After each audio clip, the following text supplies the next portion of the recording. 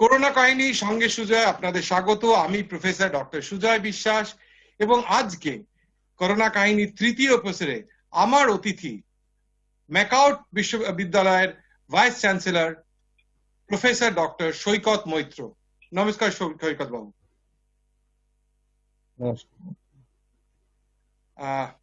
Thank you Saikat sir আপনার এখানে প্রোগ্রামে আসার জন্য।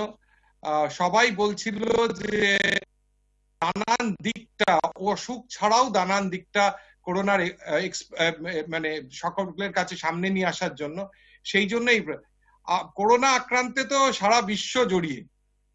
একজন মানে একাডেমিশিয়ান হিসেবে কিভাবে দেখছেন এই সিচুয়েশনকে? How are you seeing as a academician? একটা তো আপনি তো আপনার আন্ডারে তো 100-র বেশি কলেজ, 196টা কলেজ বোধহয়।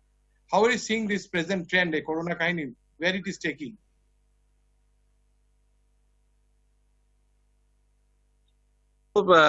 সারা পৃথিবীতে সব ক্ষেত্রেই করোনার প্রভাব পড়েছে, আমাদের শিক্ষা ক্ষেত্রেও তো পড়েছে, একাডেমিক্সে পড়েছে। তবে আমার যেটা বক্তব্য বা আমার যেটা চিন্তা ভাবনা তা হচ্ছে এর মধ্যেই আমাদের কিন্তু নিজেদের এগিয়ে নিয়ে যাওয়ার রসদ খুঁজতে হবে। এই এই আবহে, করোনার আবহে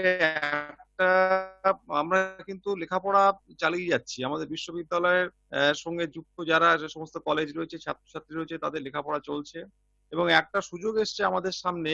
এই সময়টা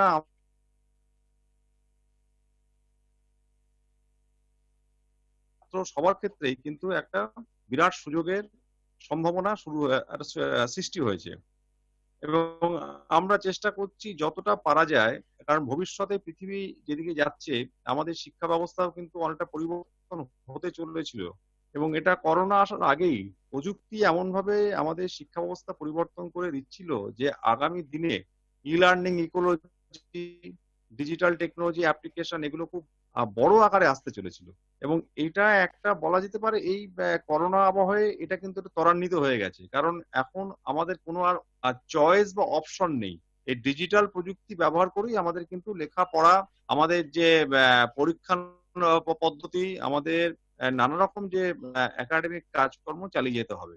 একটা এর মধ্যে আরো কিছু সুযোগের আমাদের সুযোগের সৃষ্টি হয়েছে, যেমন অনেক বিদেশি ইউনিভার্সিটি তাদের যে কোর্স এখানে আমাদের ছাত্রছাত্রীদের জন্য বা বিশ্ববিদ্যালয়ের জন্য কিন্তু এই দ্বার খুলে দিয়েছে, যাতে করে দেখা যাচ্ছে যে সমস্ত কোর্স করতে গেলে আগে অনেক খরচের সম্ভাবনা ছিল, সেগুলো কিন্তু এখন অনেক সস্তা হয়ে গেছে বা বিনা পয়সাতেই পাওয়া যাচ্ছে। এই সুযোগগুলোকে সদ্ব্যবহার করতে হবে আর ঘরে বসে এখন লেখাপড়া করতে হবে যতক্ষণ না পর্যন্ত পরিস্থিতি স্বাভাবিক হয়। ঘরে বসে পড়াতেও হবে এবং এখানে আমাদের ডিজিটাল কন্টেন্ট নিজে তৈরি করতে হবে, যেটা ঘরে বসে ডিজিটাল কন্টেন্ট তৈরি করা একটা মোবাইল বা স্মার্টফোন থাকলেই করা খুব সুবিধা। আমাদের শিক্ষকদের এবং আমাদের যারা এই শিক্ষা ব্যবস্থার সঙ্গে যুক্ত আছে প্রত্যেককেই এটা করতে হবে।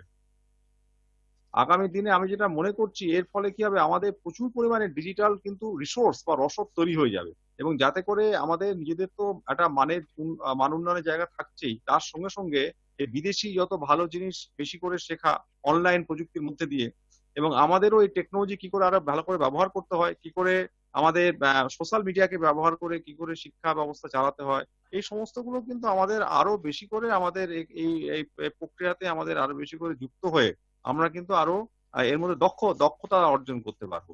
এটা হচ্ছে আমার একটা বলার দিক, কারণ সবকিছুর মধ্যেই একটা পজিটিভ মাইন্ডসেট রাখতে হবে। এখন সবকিছু ঘরে বসে হতাশ হয়ে বসে থাকলে তো কাজ নেই, হাতে হাত গুটিয়ে বা হাতে হাত রেখে আমরা যদি হতাশ হয়ে বসে থাকি তাহলে কিন্তু কোনো কাজই হবে না। আমাদের এখন করতে হবে কি, আমাদের যেটা করতে হবে, যেটা বলা হচ্ছে যে সাইকোলজি সমস্ত দিকপালরা বলছেন বা আমরাও যেটা মনে করি, এখন কিন্তু সময় হচ্ছে আমাদের একটা মাইন্ডফুলনেস রাখতে হবে। মনকে আমাদের কিন্তু সবসময় ভর্তি করে রাখতে হবে নানা রকম ভালো চিন্তা ভাবনার মধ্যে দিয়ে, যাতে করে কোনো দুশ্চিন্তা আমাদের মধ্যে না আসে। কারণ যত বেশি দুশ্চিন্তা আমাদের মনে ঢুকবে, আমাদের শরীর খারাপ হবে, মন খারাপ হবে এবং তার থেকে নানা রকম সমস্যা তৈরি হবে। আমাদের এই মাইন্ডফুলনেস রাখার জন্য কিন্তু এখন এই ইন্টেলেকচুয়াল এক্সারসাইজ করা খুব জরুরি। ঘরে বসে তো আমি তো এখানে দৌড়ঝাঁপও করতে পারবো না। ঘরের মধ্যে বিশেষ করে যারা শহরে থাকে, ছোট ফ্ল্যাটে থাকে, তাদের পক্ষে ঘরের মধ্যে দৌড়ঝাঁপ করা মুশকিল।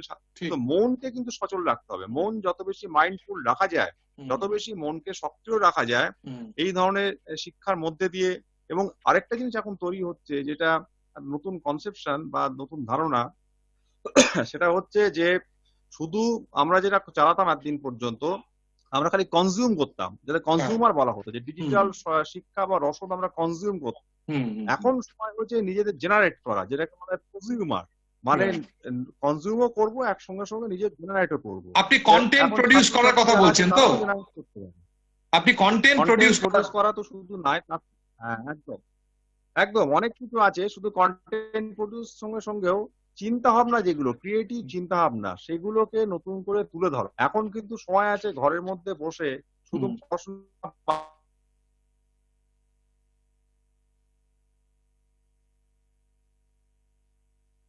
যে আমি যে কবিতা লেখায় মন দেবো, বা গান চর্চায় মন দেবো, বা আমি মিউজিক চর্চাতে মন দেবো, বা আমার গার্ডেনিং এর একটা ভালো শখ আছে, আমি কি করে বনসাই করতে বাড়িতে বসে ইউটিউব থেকে শিখতে পারি, রান্না বান্না ভালো করে শিখতে পারি। এই সবই কিন্তু এখন নতুন করে করা দরকার। এখন সবই করে খুব সহজেই নিজেকে ইউটিউব বা সোশ্যাল মিডিয়ার মধ্যে দিয়ে নিজের যে কাজকর্ম সেগুলো তুলে ধরা যায়, এবং সেগুলো করার মধ্যে দিয়ে একটা সোশ্যাল কানেক্টিভিটিও আরো ভালো, মানে সোশ্যাল কানেক্টিভিটি কাজে লাগাতে হবে এই সময় নিজেদের চাঙ্গা রাখতে গিয়ে। তা আমার চাঙ্গা রাখা যায়, নিজেদের উদ্বুদ্ধ রাখা যায়, শুধু নিজেদেরও না, তার সঙ্গে সঙ্গে চারপাশে যারা রয়েছে তাদেরকেও রাখতে হবে। কারণ সব দিকে একটা হতাশা, ভয়ের একটা যে পরিমণ্ডল তৈরি হয়েছে, এখান থেকে বেরিয়ে আসার একটাই রাস্তা হচ্ছে নিজেদের মানসিক দিক থেকে সক্রিয় রাখা, নিজেদের মানসিক দিককে সক্রিয় রাখতে হবে, রাইট। এমটি মাইন্ড বলে ডেভিলস ওয়ার্কশপ। ঠিক ঠিক। স্যার একটা কথা বলি, আপনার আন্ডারে তো এতগুলো কলেজ, শতাধিক কলেজ, তো কি ক্লাস চালু রেখেছে? অনলাইনে ক্লাস কি চালু রেখেছে? অনলাইনে ক্লাস চালু নির্দেশিকা কি দিয়েছে? জন্য আমরা নিজেরা ব্যক্তিগতভাবে ইউনিভার্সিটি থেকে দফায় দফায় কলেজের বিভিন্ন ধরনের যে ডিরেক্টর, প্রিন্সিপাল, অধ্যাপক সবার সঙ্গে মিটিং করেছি, ইন্টারাকশন করেছি। তারা যেভাবে ক্লাস নিচ্ছেন, সেই ক্লাস কি করে নিচ্ছেন সেটা তার রেকর্ড রাখার ব্যবস্থা করছি, এবং রিপোর্ট চাইছি কি করে ক্লাস না হচ্ছে, কতটা সিলেবাস কভার করা হয়েছে। এবং আমরা দেখছি যে একটা সাড়া পাওয়া গেছে, বহু ফ্যাকাল্টি তারা নানা রকম ভাবে নিজেদের চেষ্টা করছেন। আমি সত্যি গর্বিত আমাদের ফ্যাকাল্টিদের জন্য, যারা আমাদের কলেজের অনেক ফ্যাকাল্টি আছেন, সিনিয়র ফ্যাকাল্টি, জুনিয়র ফ্যাকাল্টি, সবাই কিন্তু চেষ্টা করছে নানা রকম ভাবে, যেটাকে আমরা বলি এখন সময় হয়েছে কিন্তু কোনো এখন একটা দেখুন, এখন একটা সব থেকে বড় কথা হচ্ছে যে আমি যে নির্দেশ দেবো, কোনো নির্দিষ্টভাবে কোনো নির্দেশ দেওয়া যাবে না, কারণ ভবিষ্যৎ এত বেশি আনসার্টেন বা অনিশ্চিত। আমি একটা নির্দেশ কোন রকম ভাবে পরিষ্কার করে বলতে পারবো না। এখানে নিজের বুদ্ধি কাজে লাগিয়ে, নিজের বিবেচনা কাজে লাগিয়ে, নিজের যে অভিজ্ঞতা কাজে লাগিয়ে কিন্তু সমস্যার সমাধান করতে হবে, যেটাকে আমরা ম্যানেজমেন্টের ভাষায় বলি অ্যাজাইল প্রসেস। এই অ্যাজাইল প্রসেসের মধ্যে দিয়ে যেটা সব থেকে ভালো সলিউশন হতে পারে, সেই সলিউশনটা নিজেকে দিতে হবে, এবং সেটা এক এক ক্ষেত্রে এক এক রকম হতে পারে। এটাই আমরা সেই জন্য সবাইকে বলেছি, প্রত্যেকের উইজডম বা প্রত্যেকের যে অভিজ্ঞতা, চিন্তা ভাবনা, জ্ঞান, এগুলো কিন্তু প্রয়োগ করার এটাই হচ্ছে সময়। এই অ্যাডভার্সিটি বা যে এখন যে একটা পরিস্থিতি তৈরি হয়ে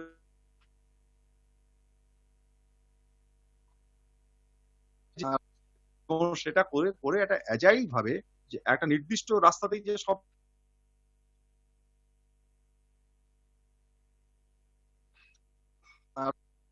সেটা আমরা সবার উপর ছেড়ে দিয়েছি। একটাই খালি আমাদের লুজ কিছু গাইডলাইন থাকছে, যে ডিজিটাল ফ্রেমওয়ার্ক ব্যবহার করতে হবে, ডিজিটাল প্ল্যাটফর্ম, সেটা কে কিভাবে করবে সে তার নিজের উপর নির্ভর করে। একজন এক রকম প্ল্যাটফর্ম ইউজ করছে, কেউ ফ্লিপ লার্নিং সিস্টেম করছেন, কেউ ডিরেক্ট অনলাইন ক্লাস নিচ্ছেন। যে কোনো ভাবেই হোক, এটা পদ্ধতিটা চালু আছে যাতে শিক্ষা পদ্ধতির মধ্যে ছেলেমেয়েরা যুক্ত থাকতে পারে এবং তাদের থেকে ফিডব্যাক নেওয়া। অনেক সময় দেখা যায় ফোনে কথা বলেও ক্লাস নিয়েছেন, এমনও আছে। যেখানে যেভাবে সম্ভব সেভাবেই তাদের প্রয়োগ করতে হবে, কারণ এখন আমাদের একটা কথা, সমস্যাটা অনিশ্চিত, দেশটাও তো একটা হেটারোজেনিয়াস, এবং এর মধ্যে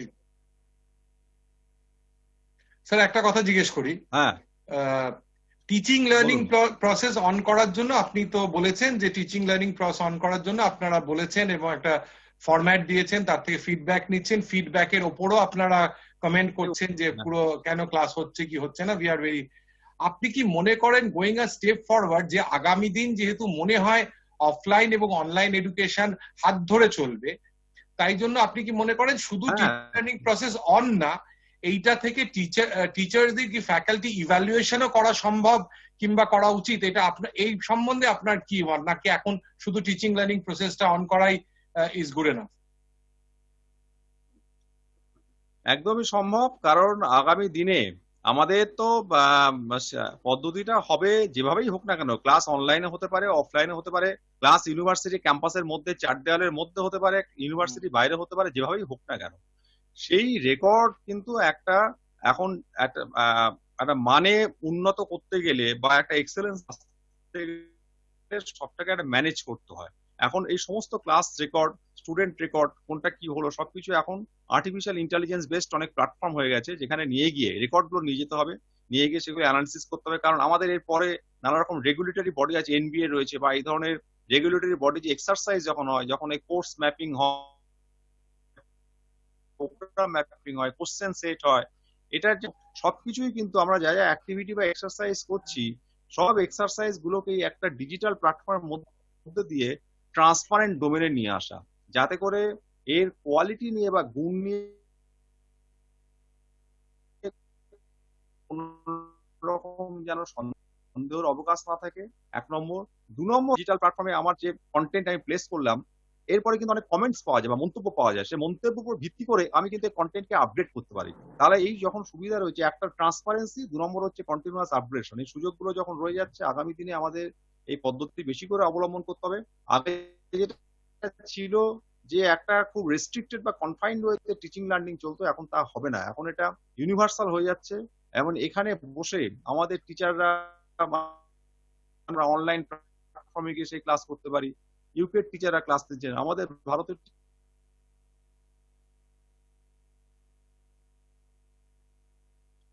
জন্য ক্লাস নিচ্ছেন, আমরা নিচ্ছেন, অনেকেই তারা হয়তো বিদেশের ছাত্রদের পড়াবেন অনলাইন প্ল্যাটফর্মের মধ্যে দিয়ে। কাজে এই দুটো জিনিসই চলবে,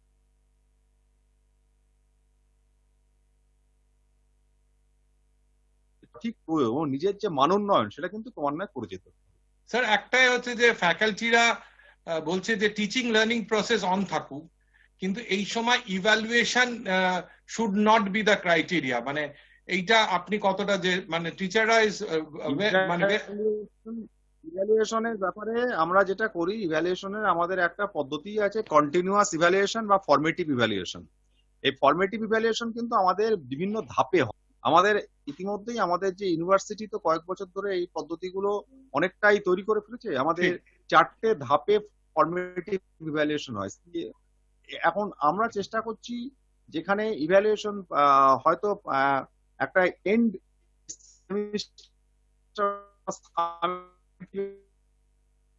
করে নিয়ে গিয়ে আমরা বার করার চেষ্টা করবো, যতক্ষণ না পর্যন্ত এরকম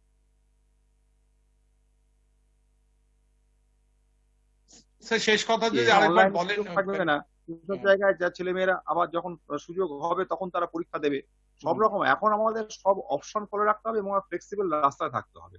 মানে যে কোনো একটা মোড না, মাল্টি মোড, মাল্টি স্টেজ, বিভিন্ন ধাপে, হয়তো একদিনে একটা পরীক্ষাতেই শেষ হবে না, আবার পরের পরীক্ষা ডেট ঠিক করতে হবে, আবার পরের পরীক্ষা ডেট ঠিক করতে হবে, সবাইকে সুযোগ দিতে হবে। এবং যে যে মাধ্যমে স্বচ্ছন্দ, ঘরে বসে দিতে পারছে না, সেন্টারে গিয়ে দিতে পারছে না, অফলাইনে দিতে পারছে, সব রকম অপশন খোলা রাখতে হবে, লিখে আমাদের যতটা পারা যায়, যত রকম পদ্ধতি আছে সবগুলোকে কাজে লাগিয়ে আমাদের কিন্তু এই পরীক্ষা পদ্ধতি। স্যার, আপনার কি মনে হয় যে যে যখন আমরা এতে আসবো, আবার অফলাইনে আসবো, তখন এই অফলাইন অনলাইন হাত ধরে ধরে চলাটাই নিউ নর্মাল হবে আর নিউ রুল হবে যে অফলাইন, এবং সেটা বিশ্ববিদ্যালয়ে থাকেও এটা স্বীকৃত করবে যে আমরা অনলাইন ক্লাস নর্মাল হবে। আস্তে আস্তে পরীক্ষার যে ধাপ,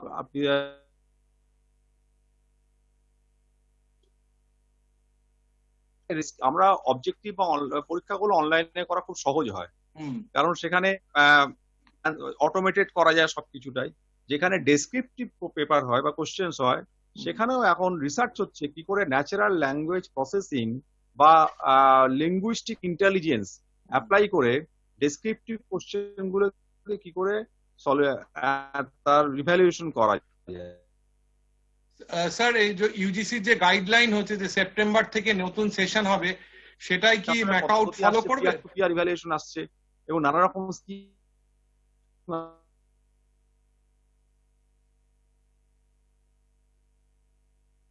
বলুন।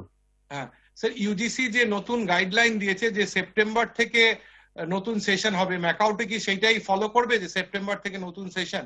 হ্যাঁ, এখন তো আপাতত আমাদের যে পরিস্থিতি পুরোপুরি চালু করতে পারছি, ছাত্রদের আনতে পারছি এবং তাদের সুরক্ষিত রাখতে লাইফ প্রোটেক্ট করাটাই ওয়ান অফ দ্য আমাদের এখানে থাকবে, আমাদের একটা লক্ষ্য থাকবে যে স্টুডেন্টসদের যাতে মানে কোনো রকম মানে অসুখের শিকার না হয়, সেটাই বলছেন তো? সবার আগে স্টুডেন্টদের সুরক্ষিত করতে হবে, তাদের সুরক্ষা নিশ্চিত করতে হবে। সেটার জন্য আমাদের দেখতে হবে পরিস্থিতি সম্পূর্ণ স্বাভাবিক হয়েছে, স্টুডেন্টরা আসতে পারছে এবং তারা কাছাকাছি বসে ক্লাস করার সুযোগ পাচ্ছে, আমাদের এখানে আর সংক্রমণের কোনো ভয় নেই।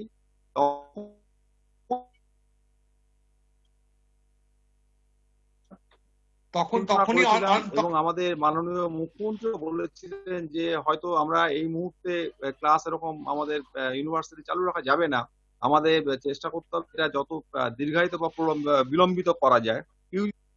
অনেকটা একই রয়েছে, আমরা সেটা একই রকম চিন্তাই করেছিলাম, যেটা যতটা দীর্ঘায়িত বা বিলম্বিত করা যায় ততই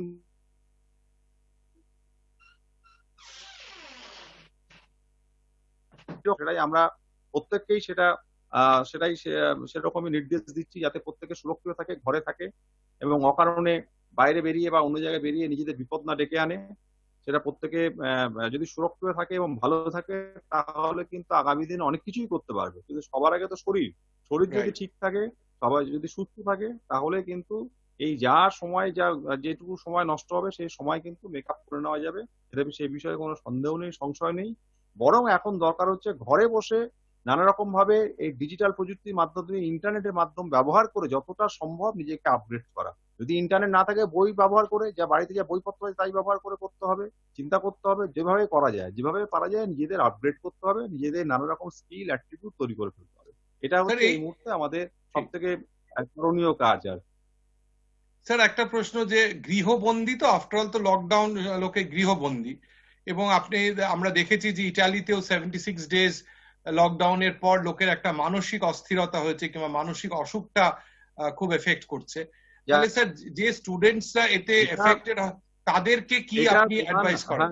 এটা দুটো সমস্যা আছে। দুটো সমস্যার মধ্যে আমি যেটা বলি, সমস্যাগুলোর মধ্যে একটা, ইটালি বা ইউরোপিয়ান দেশগুলোর সঙ্গে আমাদের তফাৎ হচ্ছে ওইসব দেশে বয়স্ক লোকের সংখ্যা বেশি, আমাদের দেশে তরুণ প্রজন্মের সংখ্যা বেশি। এখন ওইসব দেশে বয়স্ক লোকের সংখ্যা বেশি বলে বয়স্ক আর ওদের যা সোশ্যাল স্ট্রাকচার, সেখানে মেলানকোলি, আইসোলেশন এটা লেগেই আছে। নিঃসঙ্গতা বা আইসোলেশনের একটা সমস্যা সবসময় লেগে থাকে। এখন যে ব্যাপারটা হচ্ছে,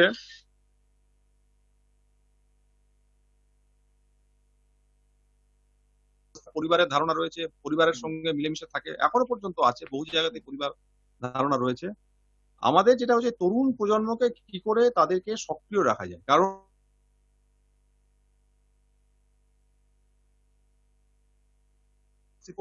অসীম শক্তি তাদের থাকে ভেতরে, সেইটাকে যদি ঠিকমতো তারা প্রয়োগ করতে না পারে তখন তাদের মধ্যে অস্থিরতা তৈরি হয়। এই জন্যই আমাদের যে সব থেকে বড় চ্যালেঞ্জ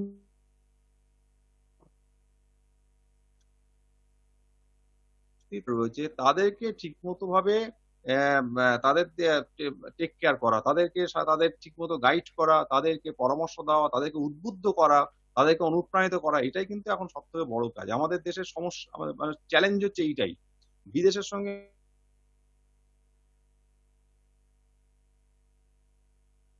আমরা এই তরুণ প্রজন্মকে উদ্বুদ্ধ রাখতে পারি, অনুপ্রাণিত রাখতে পারি এবং একটা পজিটিভ মাইন্ডের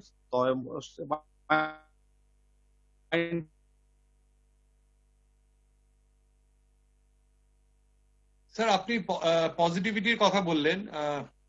আমার নেক্সট প্রশ্ন, ফাইনাল ইয়ার স্টুডেন্টসরা যারা পাশ করছে, যারা হয়তো অনেকে ক্যাম্পাস প্লেসড হয়েছে তাদের হয়তো জয়েনিং পিছিয়ে যাবে, আগামী যারা ফাইনাল ইয়ারে উঠছে তাদের ইন্টার্নশিপ অনেকটা স্যাক্রিফাইস করছে, তাদের প্লেসমেন্ট, তাদের জন্য কি বলবেন? তাদের কেন ফাইনাল ইয়ার এবং থার্ড ইয়ার সেকেন্ড সেম করছে, তাদের আপনার অ্যাডভাইস কি?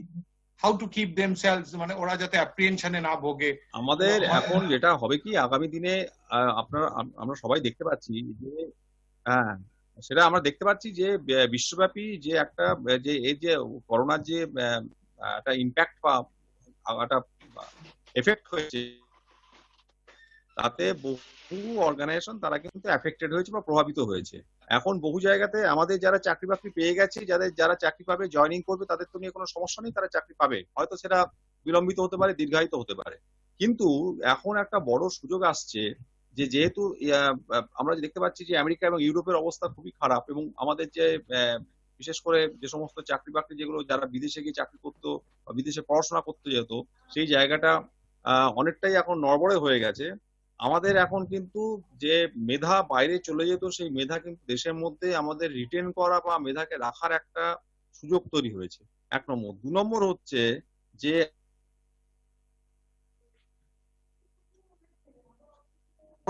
আমাদের আমাদের হোম বেসড এন্টারপ্রেনারশিপ, যেটা একটা কিন্তু একটা সুযোগের সম্ভাবনা তৈরি হয়েছে আগামী দিনে। হয়তো ঘরে বসে, যেটা জাপানে একসময় হয়েছিল, ইলেকট্রনিক বিপ্লব হয়েছিল, ঘরে বসে আমাদের যে লোকাল যে সমস্ত রিসোর্স রয়েছে সেই সমস্ত নিয়ে, লোকাল সমস্যাগুলোকে নিয়ে আমাদের যারা প্রতিভাবান ছাত্রছাত্রী রয়েছেন তারা কিন্তু মেধা কাজে লাগিয়ে হয়তো এখানে অর্থনীতির একটা অন্য দিক অভিমুখ তৈরি করতে পারবে। এটা কিন্তু আমার একটা মনে হয় বড় সম্ভাবনা রয়েছে, এবং আমি আশাবাদী হয়তো এই দিকেই যাবে, এবং আমাদের এই তরুণ প্রজন্মের উপর ভরসা রেখে এদের কাঁধে ভর করে দেশ কিন্তু অনেকটা এগিয়ে যেতে পারে আগামী দিনে। আপনার কি মনে হয় এই যে পরিস্থিতি, যেখানে এই করোনা ভাইরাসকে আমেরিকান প্রেসিডেন্ট বলেছে চাইনিজ করোনা ভাইরাস, অনেক দেশ, বড় বড় দেশ চায়নার এগেনস্টে, সেইটা may bring an opportunity to India, যে আজকে যে এই যে ইকোনমিক ব্রেকডাউন হয়েছে সেই ইকোনমিক ব্রেকডাউনটাকে সামলে নেওয়ার জন্য আমাদের দেশের একটা অ্যাডভান্টেজ পাবে ম্যানুফ্যাকচারিং সেক্টরে কিংবা অন্যান্য সেক্টরে, যেখানে আমরা অনেকটা এগিয়ে যেতে পারবো। আপনার কি feel like that it has brought an opportunity to India? এবং আমাদের একটা তো সম্ভাবনা শুরু, একদমই আমাদের এটাই যেটা বলছি যে সবকিছুর একটা পজিটিভ দিক থাকে। আমাদের যেটা হতো কি, আমাদের যে আমদানি নির্ভর যে আমাদের যে ইকোনমি বা অর্থনীতি ছিল, এইবারে কিন্তু আমদানি নির্ভর হলে হবে না। কারণ আমদানি করতাম আমরা চায়না থেকে বা ইউরোপ থেকে করতাম, এখন আর আমদানি করা যাবে না ওরকম ভাবে। এখন আমাদের কিন্তু রপ্তানি নির্ভর ইকোনমি তৈরি করতে হবে, এবং সেটাতে একটা বড় সুযোগ হচ্ছে ম্যানুফ্যাকচারিং সেক্টরে হয়তো আমাদের বিরাট একটা বড় একটা পরিবর্তন আসতে পারে। আমাদের অর্থনীতি একটা সার্ভিস সেক্টর উপর বেশি ডিপেন্ডেন্ট ছিল। আগামী দিনে হয়তো ম্যানুফ্যাকচারিং সেক্টর, এবং যেটা লার্জ স্কেল ম্যানুফ্যাকচারিং সেক্টর এবং এমএসএমই সেক্টর যেটাকে বলে নলেজ বেসড এমএসএমই সেক্টর, সেগুলো কিন্তু এখান থেকে একটা ইভলভ করার বা ওটা উৎপন্ন হওয়ার একটা বিরাট সম্ভাবনা তৈরি হচ্ছে। তার সঙ্গে সঙ্গে যেটা হচ্ছে, ভারতে প্রচুর রসদ ছিল বা ভারতের সম্পদ প্রচুর আছে, প্রাকৃতিক সম্পদ আছে, মানব সম্পদ আছে, সবই আছে। আমাদের এগুলো ঠিকমতো ব্যবহার করা হতো না। এইবারে হয়তো এই আমাদের দেশের মধ্যে, কারণ এখন তো যদি এই সোশ্যাল ডিস্টেন্সিং এর কারণে লোকের এক জায়গা থেকে অন্য জায়গায় যাতায়াতের যে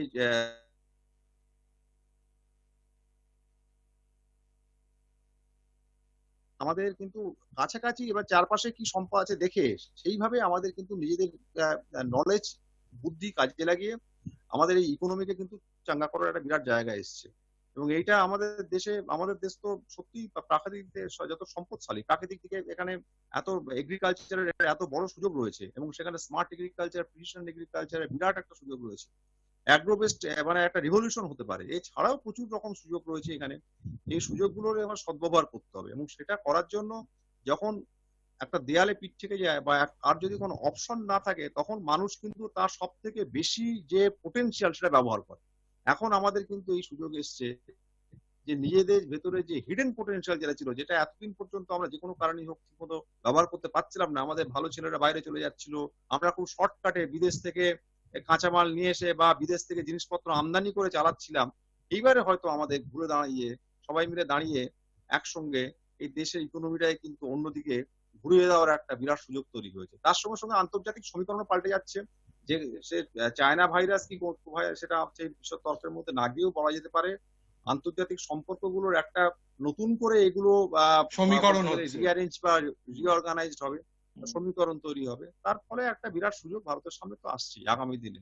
স্যার আমার প্রায় প্রশ্ন শেষের দিকে চলে এসেছি, শেষ করার আগে দুটো প্রশ্ন করবো। একটা হচ্ছে, আপনার কি মনে হয় ভারতবর্ষ এবং Paschimbanga, India as a whole and West Bengal as a state, India as a country and West Bengal as a state, how is dealing with the coronavirus crisis? আপনার ব্যক্তিগত মত। করোনা ভাইরাস ক্রাইসিস তো মানে ভারতে অন্য দেশে যতটা হয়েছে ভারতে ততটা এখনো পর্যন্ত, মানে পপুলেশনের দিক থেকে যদি বিচার করা যায় 140 কোটি লোকের মধ্যে 1000 লোক, সেটা তো খুব একটা সিগনিফিকেন্ট কিছু না।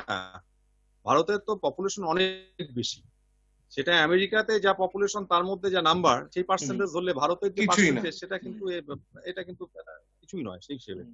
হ্যাঁ, এখন যেটা হচ্ছে কি, যেহেতু এটার একটা অন্য এফেক্ট আছে, সাইকোলজিক্যাল এফেক্ট আছে, বা সরকারেরও একটা দায়বদ্ধতা থেকে যায় মানুষকে একটা ভরসা যোগানোর বা নির্ভরতা যোগানোর, সেজন্য অনেক রকম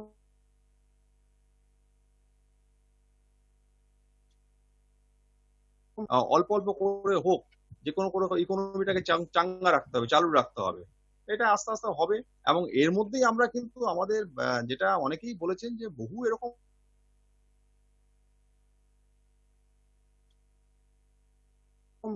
তারপরেও তো দেশ আবার উঠে দাঁড়িয়েছে, ঘুরে দাঁড়িয়েছে, দেশ তো শেষ হয়ে যায়নি। আজকে দেশ এগিয়ে যাবে, দেশের অবস্থা এখন শক্তিশালী।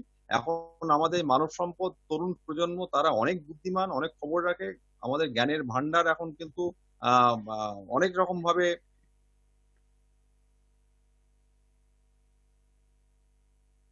সবাইকে যেটা আমার বলার থাকবে যে প্রত্যেকে একটা পজিটিভ মাইন্ডে থেকে কি করে আরো ভালো করা যায়, কি করে আরো নতুন করে কিছু করা যায়, এটাই লেগে থাকা যায়, তাহলে আগামী দিনে সত্যি আমরা কিছু ভালো করতে পারবো।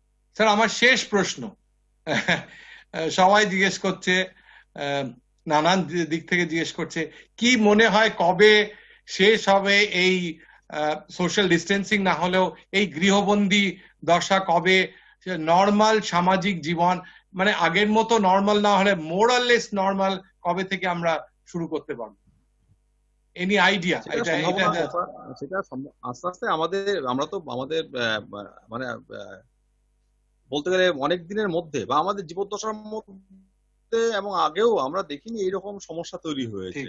হয়তো ভূমিকম্প বা বন্যা বা এইরকম হয়েছে, একটা কিছু সাময়িক কিছু হয়েছে যাতে করে কোনো একটা অঞ্চল তার মধ্যে প্রভাব পড়েছে, কিন্তু সারা পৃথিবী জুড়ে এরকম প্রভাব তো আমরা দেখিনি অন্য সময় কোথাও হয়েছে। বিশ্বযুদ্ধেও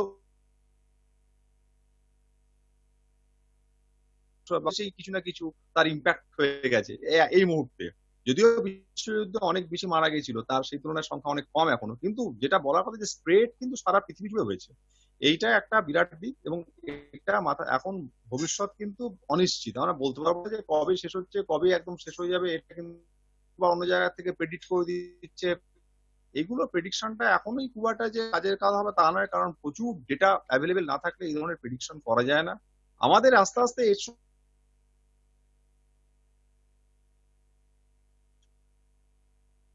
রাজ্য সরকারই শুরু করেছেন যে যেসব জায়গাগুলো এখনো গ্রিন জোনে আছে সেখানে কিছুটা ট্রান্সপোর্ট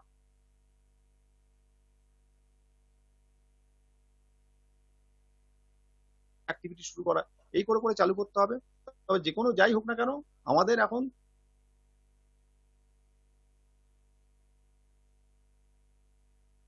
সুস্থিরতার সঙ্গে, গভীরতার সঙ্গে ঘরে বসে ডিপ ইন্ট্রোস্পেকশন করা, একটা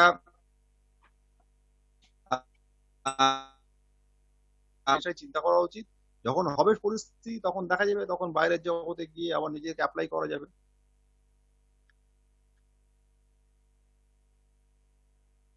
এখন আমাদের নিতে হবে।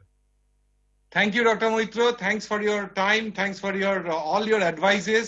আমরা চলে এসেছি একদম প্রোগ্রামের শেষে। প্রফেসর সৈকত মৈত্র যেটা বললেন, মনকে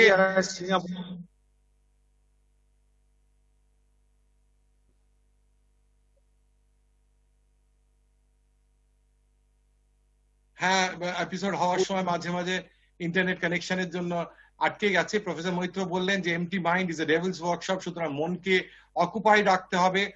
সব সময় পজিটিভ চিন্তা করতে হবে, কাজকর্ম করতে হবে। অনেক সময় আমরা অনেক সময় পাই না অনেক কাজ করার জন্য, পড়াশুনো, গান, কন্টেন্ট প্রোডাকশন, মনকে সেই দিয়ে ভরিয়ে রাখতে হবে, পজিটিভ কথা চিন্তা করতে হবে, তাহলেই আমরা এগিয়ে যাব।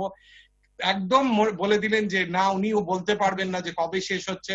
যেরকম যেরকম করে আমরা দেখছি গ্রিন জোন থেকে অরেঞ্জ জোন থেকে রেড জোন, সেরকম করে ছাড় হবে, সেই গ্রিনটা রেডটা অরেঞ্জ হবে, অরেঞ্জটা গ্রিন হবে, এবং কিছু একটা কয়েক দিনের মধ্যে কি কয়েক মাসের মধ্যে আমরা নর্মাল সেটা হয়েছে। কিন্তু অ্যাট দ্য সেম টাইম দিনক্ষণ ধরে বলা যাবে না যে এই সময় শেষ হবে।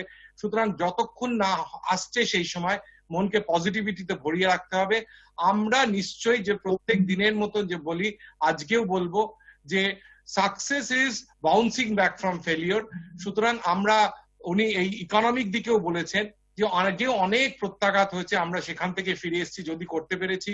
আর বিশ্বের একটা নয়া সমীকরণ হতে চলেছেন, ইম্পর্টেন্ট কথা বললেন, সেই সমীকরণে ডেফিনেটলি ভারতবর্ষ লাভবান হতে চলেছে।